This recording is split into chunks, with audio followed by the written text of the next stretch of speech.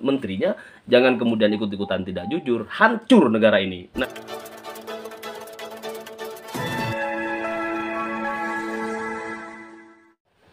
Ketua Tim Pembela Prabowo Gibran, Yusril Iza Mahendra, mempertanyakan apa masalahnya jika Jokowi mendukung pasangan Prabowo Gibran. Yusril menilai tidak ada yang salah jika Jokowi mendukung Prabowo dan Gibran. Sobat Sewot, mulanya ahli ekonomi Universitas Indonesia yang dihadirkan kubu Anies Muhaimin bernama Fidat Rishon kalau nggak salah menjelaskan bahwa kunjungan yang dilakukan Jokowi ke daerah-daerah selama periode Oktober 2023 hingga Februari 2024 ini terbukti mendongkrak suara dan elektabilitas Prabowo Gibran.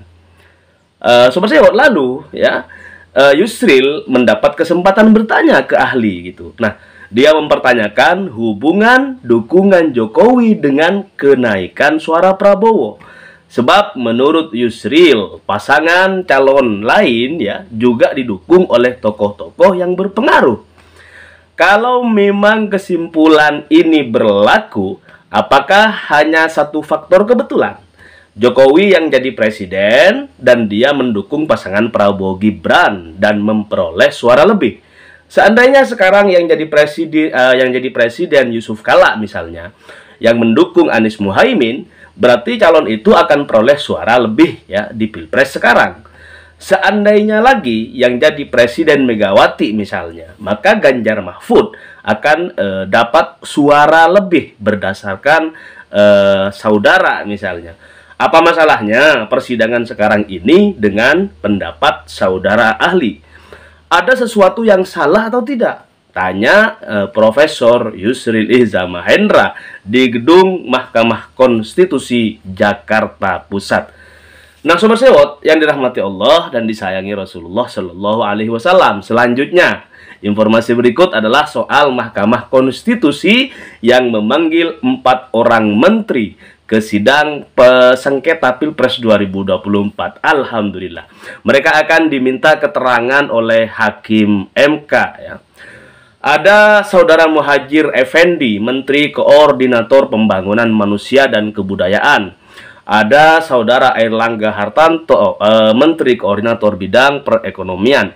Kemudian ada Ibu Sri Mulyani Indrawati Menteri Keuangan Republik Indonesia. Lalu ada Ibu Tri Risma Harini, Menteri Sosial, dan kemudian 5 dari Dewan Kehormatan Penyelenggara Pemilu. Nah, itu yang disampaikan oleh Ketua Mahkamah Konstitusi Bapak Soehartoyo dalam persidangan di gedung Mahkamah Konstitusi.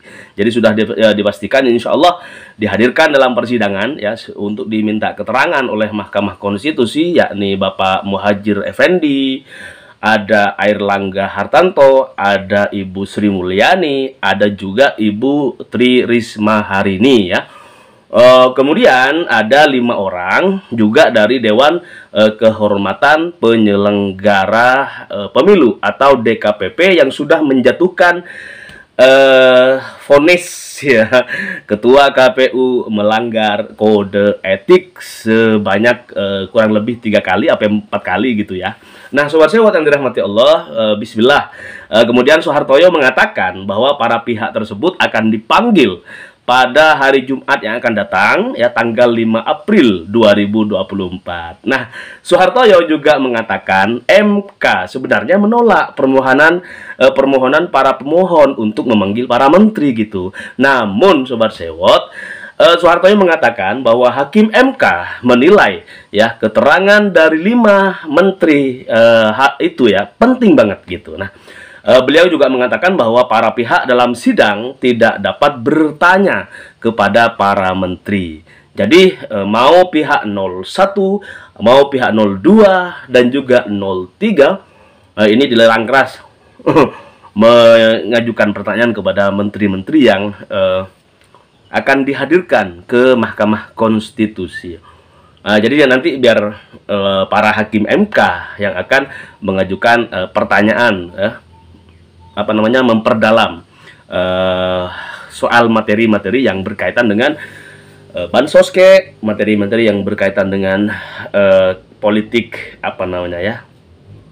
cawe-cawe dan lain sebagainya. Nah, sobat sewot yang dirahmati Allah, ya, karena hal ini keterangan yang diminta mahkamah, ya, maka nanti pihak-pihak yang kami sediakan waktu untuk mengajukan pertanyaan.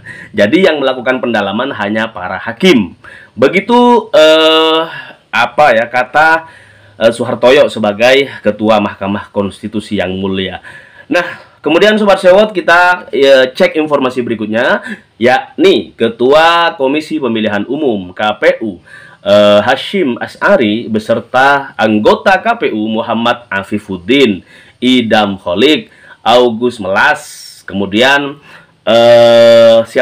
Persadan Harahap, ya, hadir pada lanjutan sidang perselisihan hasil pemilu umum Presiden dan Wakil Presiden 2024 di ruang sidang Mahkamah Konstitusi Jakarta pada hari ini tanggal 1 bulan April 2024. Nah, di depan awak media, Hasyim Asy'ari mengapresiasi langkah para pihak yang tidak puas terhadap hasil pemilu, namun sobat sewot tetap membawa ke jalur konstitusi. Nah, pada sidang tersebut sobat sewot, KPU juga sempat menyampaikan pertanyaan kepada para ahli dan saksi yang dihadirkan oleh paslon 01 dan juga yang dihadirkan oleh paslon 03 pada kesempatan hari ini, ya.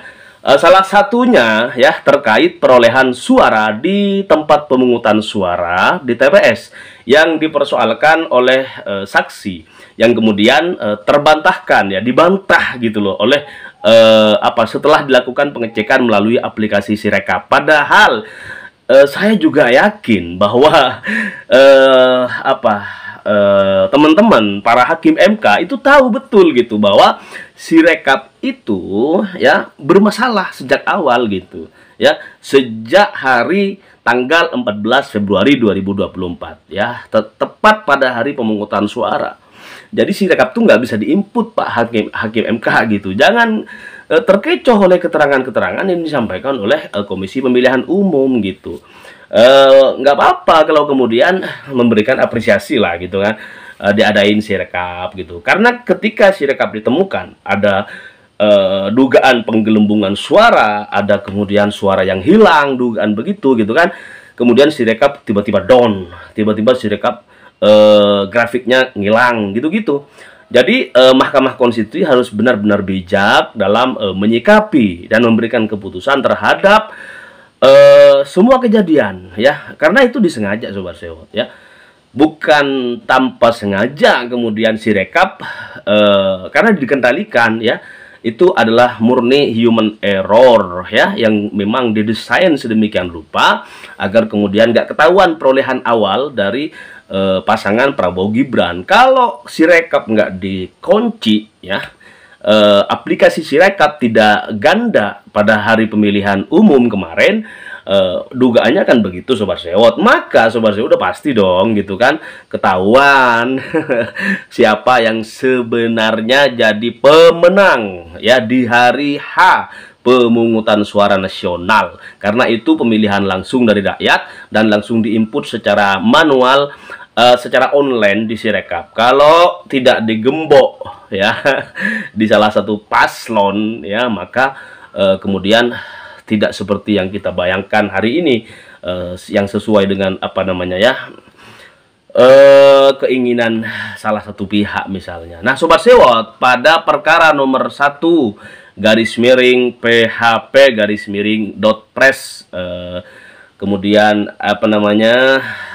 angka Romawi 12 /2024, ya, agenda sidang adalah pembuktian pemohon yang meliputi mendengarkan keterangan ahli dan saksi pemohon, ya, serta pengesahan alat bukti dari tambahan pemohon, sekarang dari pemohon 03 Ganjar Mahfud sobat sewot. Nah Selanjutnya kita lihat informasi berikut ya terkait dengan Mahkamah Konstitusi telah menjadwalkan pemanggilan menteri seperti yang saya sampaikan tadi.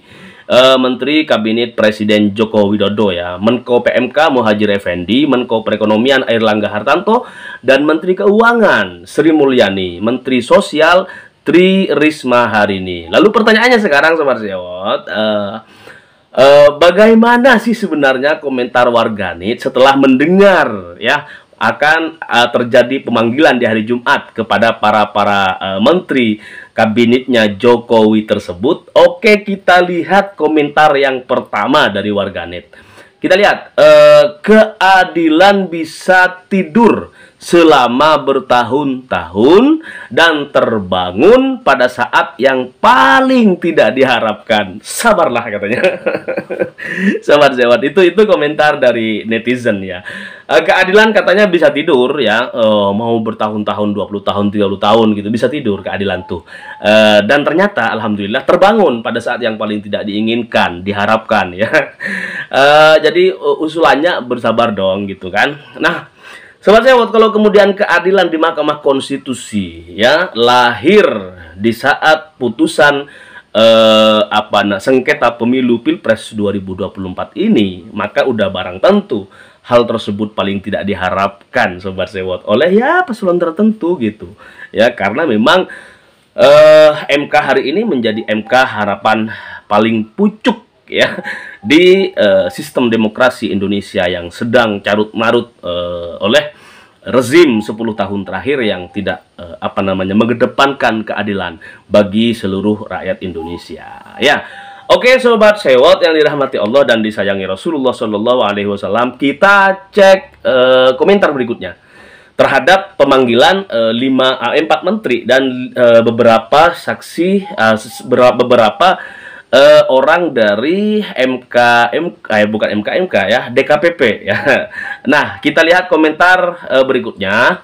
Kerennya paslon 01 bisa meyakinkan hakim untuk mendatangkan menteri sebagai saksi di persidangan sengketa Pilpres 2024 di Mahkamah Konstitusi. Jadi ada yang bilang keren banget paslon 01 gitu. Nah, ada juga Sobat Sewot yang pendukung Ganjar Mahfud misalnya mengatakan keren karena ada kemungkinan akan menghadirkan salah satu petinggi ya di polisi, di kepolisian gitu. Ada Polda kemarin kan tim 03 itu sempat ngomong insya Allah akan menghadirkan saksi ya, akan menghadirkan saksi kunci dari tubuh Polri, yaitu seorang Kapolda gitu. Tapi entahlah, nanti kita lihat sore nanti kita akan lihat apakah benar.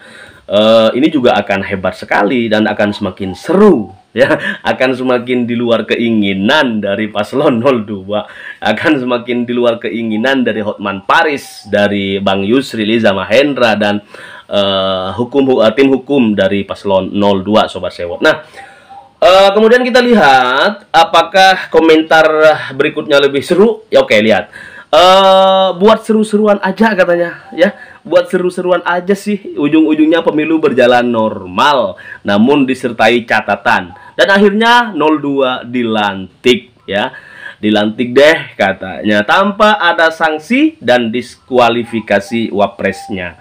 Jadi sidang ini dianggap seru-seruan. Jadi mesti didengar oleh Mahkamah Konstitusi bahwa ada sebagian masyarakat Indonesia yang hari ini mengatakan bahwa sidang di MK yang akan menghadirkan 4 menteri aktif di tubuh atau di rezim Joko Widodo Ma'ruf Amin ini dianggap seru-seruan aja gitu. Ujung-ujungnya juga nanti 02 yang dilantik gitu, tanpa ada sanksi terhadap KPU, Bawaslu, dan lain sebagainya. Lebih-lebih diskualifikasi terhadap Gibran Raka Buming Raka Sobat Sewot. Nah, Sobat Sewot yang dirahmati Allah dan disayangi Rasulullah Shallallahu Alaihi Wasallam, Allahumma sholli ala Sayyidina Muhammad wa ala ali Sayyidina Muhammad. Oke, kita lihat komentar netizen berikutnya.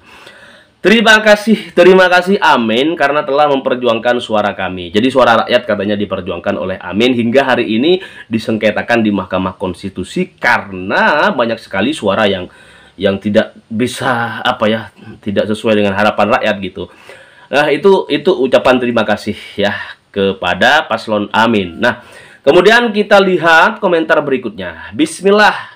Ada setitik harapan untuk memberikan keadilan atas terjadinya kecurangan saat Pilpres 2024. Nah itu ya, bismillah, ada setitik harapan, ada cahaya rupanya. Ya, di sela-sela kegelapan yang terjadi di pemilu 2024, kegelapan bansos, kegelapan segala macam lah ya. Kemudian ada harapan, setitik harapan buat kita semuanya. Nah, sobat-sobat, komentar berikutnya adalah Jokowi harus dipanggil dong gitu untuk diminta keterangan kenapa dana bansos sampai 497 triliun. 497 triliun. Kenapa Jokowi gitu? Nah, itu mestinya Jokowi juga dipanggil oleh Mahkamah Konstitusi dan diminta keterangan. Ya, diminta keterangan sejauh mana Jokowi ini nanti bisa memberikan penjelasan yang detail sehingga kecemburuan publik ini benar-benar bisa teratasi misalnya, atau malah sebaliknya Jokowi malah tertindih oleh bansos yang nominalnya sampai 497 triliun tersebut. Bukan duit sedikit sobat sewa. Ini sebenarnya 497 triliun ini bisa dikasih periode misalnya bulan ini, bulan depan, bulan-bulan yang akan datang sampai setengah tahun bisa kok. Tetapi kenapa sekali ngasih di menjelang pemungutan suara di TPS gitu, menjelang Pilpres berlangsung. Nah, itu pertanyaan publik dan juga tidak melewati Ibu Risma ya.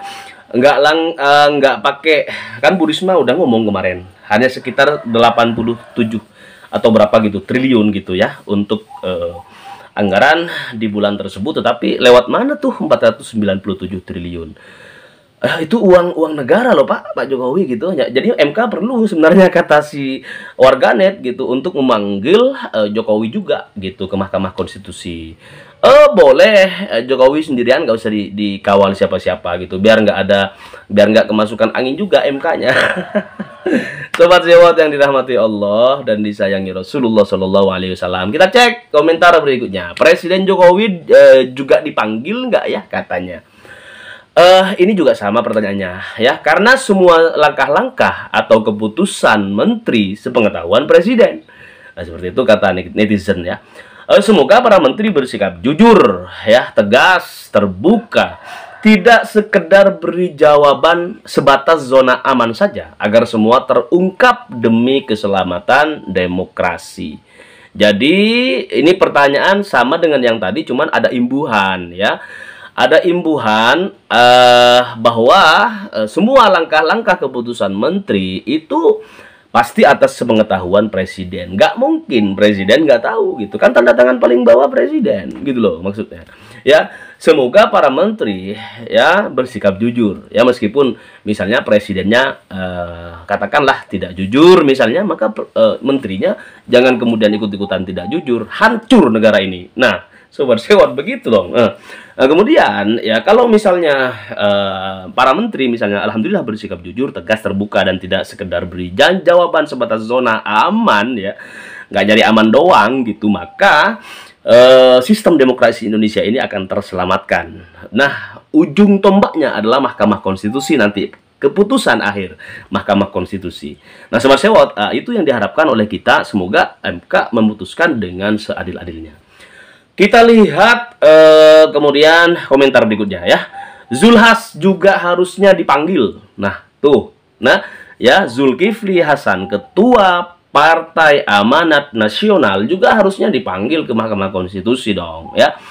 Beliau, Bang Zulhas, itu orang yang secara vulgar mempolitisasi bansos, kata netizen gitu ya. Ya, terang-terangan dong, itu kan ada videonya lengkap, banyak di masyarakat juga pada tahu gitu, ketika Bang Zulhas bersama beberapa stafnya atau kawan-kawannya di Pilpres kemarin gitu ya, sebelum hari pencoblosan gitu, ngasih bagi-bagi bansos gitu. Nah, kemudian Bang Zulhas tuh jelas-jelas berdialog dengan hadirin yang hadir, kemudian direkam lengkap rekamannya gitu. Nah, kenapa nggak dipanggil juga oleh Mahkamah Konstitusi gitu? Nah, ini juga pertanyaan yang mesti dijawab oleh Mahkamah Konstitusi. Ya, kenapa hanya Bu Risma, Bu Sri Mulyani, kemudian Airlangga Hartarto ya yang dipanggil gitu? Kenapa Zulhas dibiarin lolos? Nah, pertanyaan berikut Sobat Sewot, kok si Zulhasan nggak dipanggil juga? Padahal paling gencar itu politisasi bansosnya katanya, paling gencar. Waduh, iya sih. Kalau kita lihat kemarin ya, ternyata Zulhas ini aktif juga. Aktif bagi-bagi bansos sekaligus aktif promo-promo Jokowi gitu, promo-promo agar memilih pemimpin yang bisa melanjutkan program Jokowi gitu. Padahal siapapun bisa melanjutkan kok, Sewo TV juga bisa kok kalau hanya melanjutkan gitu kan. Ya kita tahu lah Indonesia ini sebenarnya kalau pemimpinnya jujur, pertama presiden jujur, presiden nggak cawe-cawe, adil dalam bersikap, ke bawah itu malu ke presiden ya. Mau berbuat macam-macam tuh malu ya. Kalau presidennya udah cawe-cawe segala macam, ya jangan salahkan menteri kalau kemudian mereka melakukan cawe-cawe politik yang luar biasa di 2024 Sobat Sewot. Nah, oke, kita lihat komentar berikutnya. Alhamdulillah, semoga demokrasi pemilu kembali tegak sesuai harapan rakyat. Sangat seru pemilu 2024. Terima kasih tim Paslon 01 dan 03 yang membela dan memperjuangkan pemilu jurdil luber ya. Akan menjadi catatan sejarah dan arsip yang berguna bagi generasi penerus bangsa nantinya. Itu dia komentar. Bagus banget, cakep komentarnya. Kemudian kita lihat komentar netizen berikutnya. Kepercayaan terhadap MK sepertinya akan membaik. Kemarin udah nggak membaik ya, sakit berarti ketika Paman Usman ketuk palu memutuskan soal gugatan usia calon presiden dan calon wakil presiden. Nah, tapi alhamdulillah hari ini setelah disidangkan dan akan dihadirkan menteri-menteri terkait ya oleh MK di persidangan hari Jumat yang akan datang. Kemudian kepercayaan terhadap MK kata warganet sepertinya akan membaik Sobat Sewot. Alhamdulillah. Nah, semoga ini komentar berikutnya, semoga benar-benar untuk mendatangkan kebenaran dan keadilan ya, bukan sekedar menghibur rakyat yang meragukan independensi MK. Jadi semoga sidang demi hari ini, dan hari ini sidang saksi dan pembuktian dari Paslon 03 ya. Ini benar-benar untuk mendatangkan kebenaran dan keadilan ya bagi masyarakat Indonesia tentunya. Itu harus jadi spionase daripada Mahkamah Konstitusi sebelum akhirnya mengambil keputusan dan ketuk palu apakah menolak atau menerima gugatan dari dua paslon 01 dan 03 Sobat Sewot. Nah, itu ya keadilan dan kebenaran sebenarnya yang harus dijunjung tinggi. Jadi tolak ukur dalam pengambilan keputusan, bukan sekedar menghibur rakyat. Ya betul ya, jangan hanya soal menghibur rakyat yang hari ini meragukan independensi Mahkamah Konstitusi ya. Setelah dihibur, waduh ternyata ditolak misalnya, waduh kacau. Ya kacau Sobat Sewot. Nah, Sobat Sewot yang dirahmati Allah dan disayangi Rasulullah SAW, Allahumma sholli ala Sayyidina Muhammad wa ala ali Sayyidina Muhammad. Bulan suci Ramadan, semoga kita bisa semakin menambah pembacaan sholawat kita kepada baginda Nabi besar Nabi Muhammad SAW. Kemudian Sobat Sewot, kita lihat komentar berikutnya. Harusnya sekalian sama Menteri BUMN ya, nih Bapak Erick Thohir. Soalnya kalau ada paslon yang bakal jadiin BUMN gitu sebagai koperasi yang menyebabkan banyak karyawan BUMN kehilangan pekerjaan katanya. Padahal nggak ada yang bilang seperti itu ya. Kemarin iya betul ya. Kemarin sempat provokatif tuh ya. Menteri Bapak Erick Thohir kemarin sempat ngomong begitu gitu ya. Tahu-tahu ngomong bakal jadiin BUMN sebagai koperasi katanya, dan itu akan menyebabkan karyawan BUMN kehilangan pekerjaan. Itu kan bikin orang banyak kaget gitu, khususnya para pekerja di badan usaha milik negara, sehingga mereka ada kekhawatiran yang sangat mendalam sehingga mereka menjatuhkan pilihan kepada paslon 02 misalnya. Waduh, ini berbagai cawe-cawe yang luar biasa, dan mestinya kata netizen, Erick Thohir ya Menteri BUMN harusnya juga ikut dipanggil oleh Mahkamah Konstitusi untuk apa ya, menggali lebih dalam dari mana perintah obrolan tersebut gitu. Nah, Sobat Sewot, narasi tersebut tuh ada yang apa namanya ya, ada yang nyuruh apa enggak gitu, apa memang ceplos-ceplos aja sebagai bentuk cawe-cawe, sumbangsi cawe-cawe gitu. Nah, kemudian kita lihat komentar berikutnya, Sobat Sewot. Ini keren sih katanya, hakimnya mau memanggil. Andai aja ada peradilan umum juga begitu. Nah, peradilan rakyat maksudnya ya. Andaikan peradilan rakyat bisa manggil Jokowi ya, kemudian Jokowi dicecar. Jangan sampai 10 orang, 3 orang mahasiswa saja kemudian ngasih pertanyaan yang begini-begitu kepada Jokowi. Ya kita tahu dong Jokowi pasti ngomongnya, ah itu urusan menteri sana, jangan nanya saya, gitu-gitu nanti akhirnya.